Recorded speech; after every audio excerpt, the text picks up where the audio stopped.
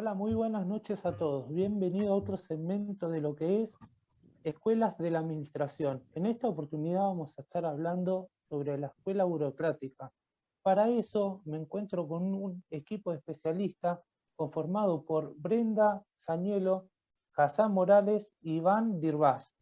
En esta ocasión vamos a estar hablando sobre el contexto histórico de la burocracia, los principios, las características que tiene el modelo y las formas y aportes de la burocracia según Max Weber. Para dar inicio a este programa, vamos a estar iniciando sobre la teoría de la burocracia, que se pudo poner en práctica en la década de 1940, debido a algunas circunstancias. Para eso, nuestra compañera Brenda va a estar contando un poco sobre esas circunstancias. Bueno, ¿cómo están? Mi nombre es Brenda y bueno, les voy a comentar un poco sobre Max Weber, que fue el precursor, el ideador, digamos, de esta teoría burocrática. Bueno, Max Weber nació en Alemania en el año 1864 y bueno, como les comentaba, fue el fundador, fue político, historiador, filósofo, sociólogo alemán que ideó toda esta teoría, más o menos que se desarrolló luego de la Revolución Industrial. Él definió la burocracia como la forma más eficiente para las organizaciones estatales, ¿no? Las dependencias gubernamentales, ¿no? Todo lo que ahora llamamos más que nada los aparatos del Estado que puede llegar a tener, ¿no? Entonces, pensando en las necesidades que la sociedad iba teniendo, que eran más cambiantes y dinámicas. Entonces, Weber afirma que la burocracia es lo eficiente, lo organizado, esta eficiencia por excelencia. Y para lograr esta eficiencia es necesario detallar anticipadamente todo y de manera minuciosa, ¿no? Tener cada detalle de cómo se deberían hacer las cosas. Bueno, como comentó mi compañero Martín, esto del contexto histórico que se puso en práctica, ¿no? Esta teoría a partir de la década de 1940 tiene que ver con varios puntos, ¿no? Em, el primero tiene que ver con la oposición o contradicción, no sé si tanto oposición, sino como más unir un poco las ventajas que tenía la teoría clásica o la teoría de las relaciones humanas, pero poder juntarlas para poder tener un enfoque global, integrado y totalizador. Por otro lado, la necesidad de encontrar un modelo organizacional racional capaz de caracterizar todas las variantes, que también tenga en cuenta tanto los organismos, los roles, las personas, entre otras cosas, ¿no? Otro punto a tener en cuenta es el creciente tamaño y la complejidad de las empresas, o sea, que el tamaño de las empresas y de las organizaciones iban creciendo cada vez más y era necesario para él este tipo de organización para que sea más eficiente el trabajo.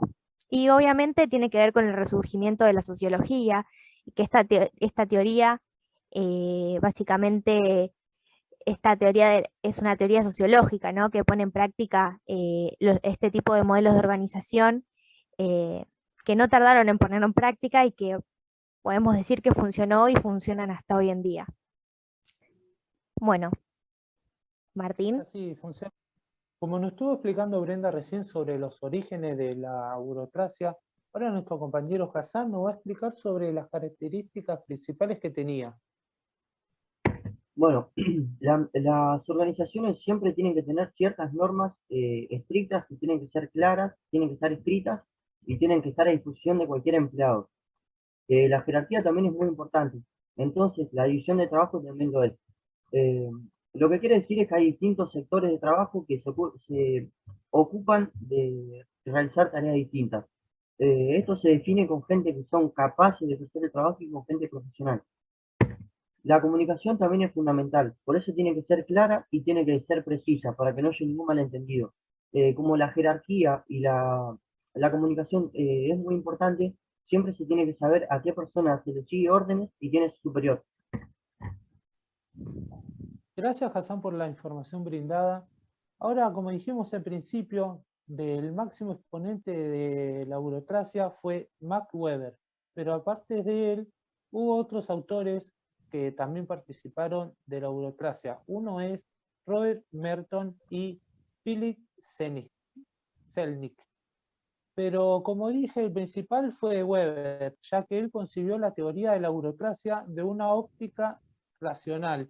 Para eso está nuestro especialista Iván Dirbás para explicar un poco de la teoría y la forma y aporte de Max Weber sobre la burocracia. Ok, lo que tenía Weber sobre la burocracia lo veía como un estudio en paralelo. Él era sociólogo y también administrador. Entonces vio que el comportamiento de las personas influía mucho en las formas de trabajo. Entonces entendió que la burocracia o la jerarquía por sí misma era el mejor orden o el más eficaz y eficiente para lograr ciertos objetivos.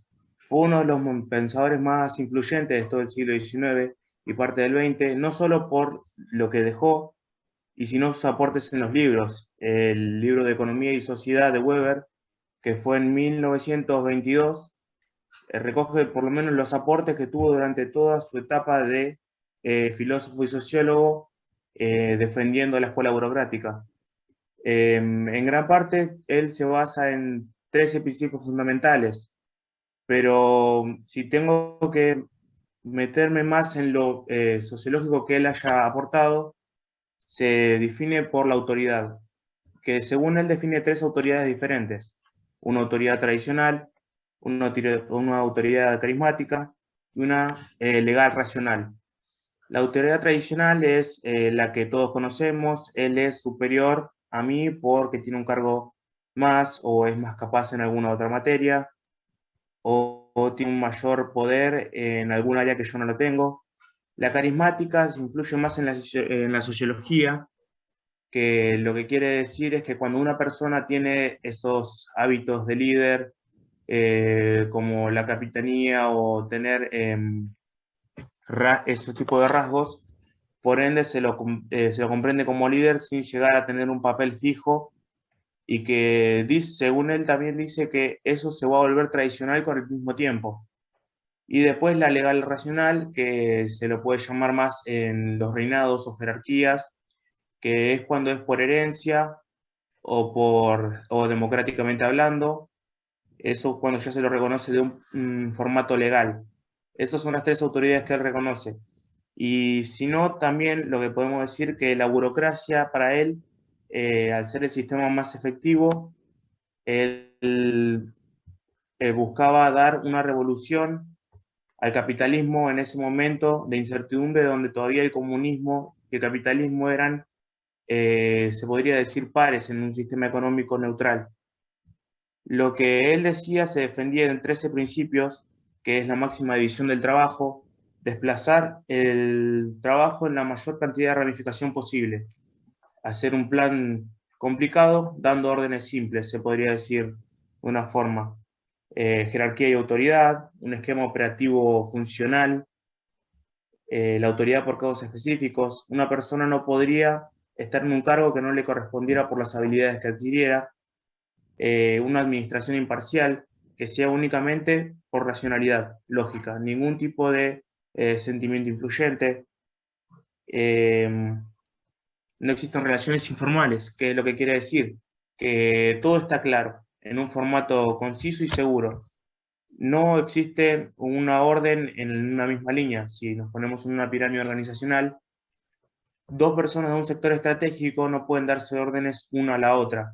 Bueno, eso fue uno de los muchos fundamentos que él tenía para decir que la organización democrática era la más eficiente. En realidad es la que hoy se mantiene en la mayoría de las empresas.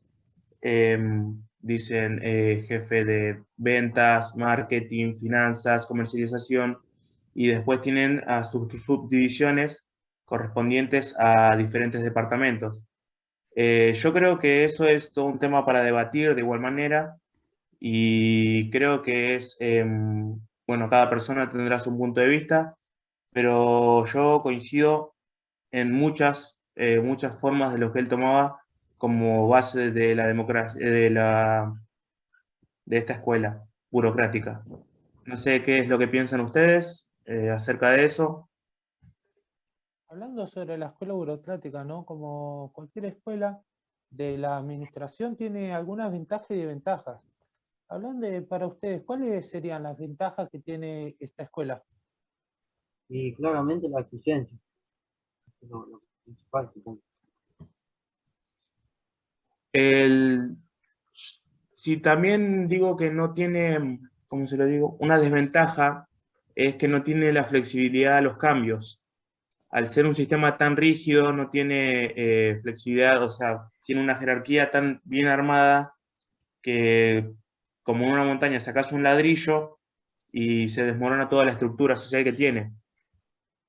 Claro, digamos Acá como que recién, para tareas que son, que se hacen siempre de la misma manera o de manera tan rutinaria, puede llegar a ser totalmente eficiente, pero también tiene este contrapunto o desventaja de que eh, hace rutinario el trabajo que tenés que hacer. después de hablar sobre las ventajas y desventajas que tiene esta escuela burocrática, damos el cierre del programa de hoy, donde pudimos charlar un poco sobre, informarles sobre esta escuela de la burocracia. Nos vemos en un nuevo capítulo con otra escuela. Esto fue el programa hecho por alumnos del Instituto Nuestra Señora de la Paz.